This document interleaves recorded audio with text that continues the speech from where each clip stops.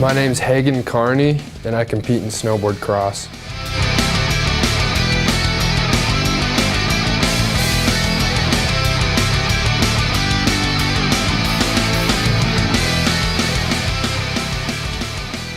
It kind of like happened in waves. Like when I was like 14 maybe, I'd been snowboarding for a few years and I really started getting into it with my brother, and then I got invited to the US National Championships.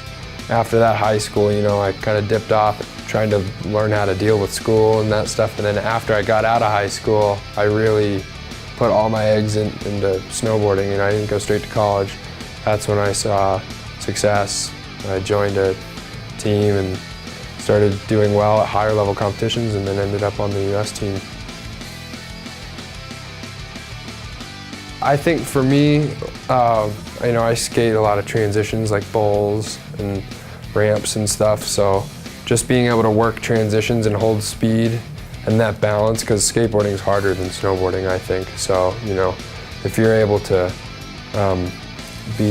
have some skills in skateboarding, and those transfer over to snowboarding, especially with, you know, working transitions, keeping your speed.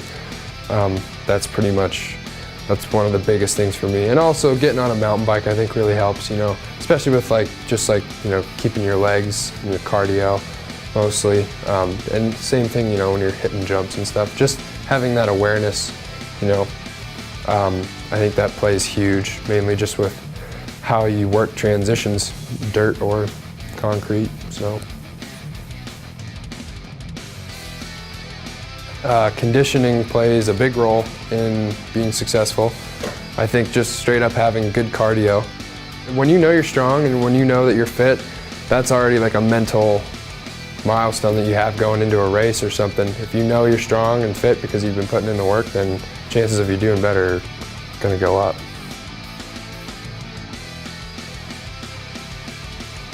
Nutrition is definitely really important. You know, if you're not eating healthy, I feel like you don't have a lot of energy and you'll probably get sick more. So being conscious about what you eat, you know, if you're working out a lot, you know, get the right proteins and carbs, you know, but don't be eating junk. Kind of think of your body as like a race car. You want to put good fuel in it, you know.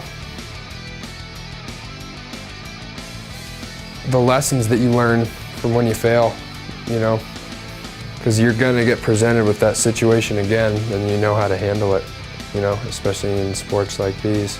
So it's hard to swallow, but if you can just find the lesson in the failure, just really actively try to find it, it'll help.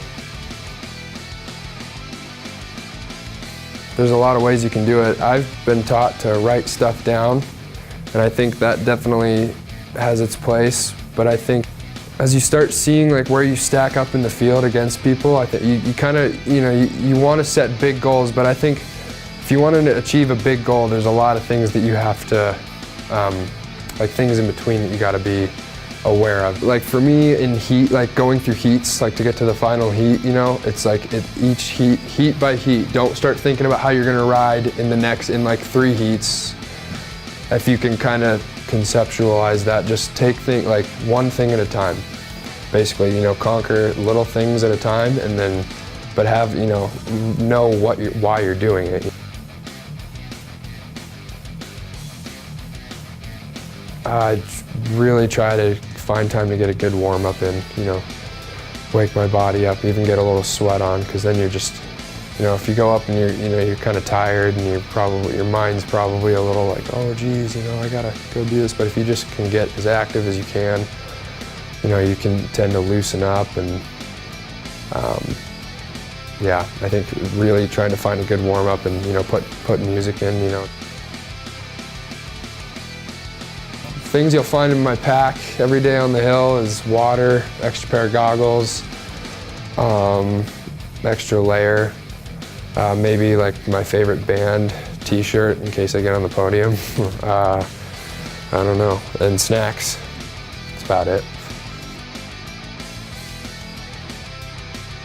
I really think just trying to have fun and not getting discouraged by failures. You know, it's really easy for young athletes to do that and move on.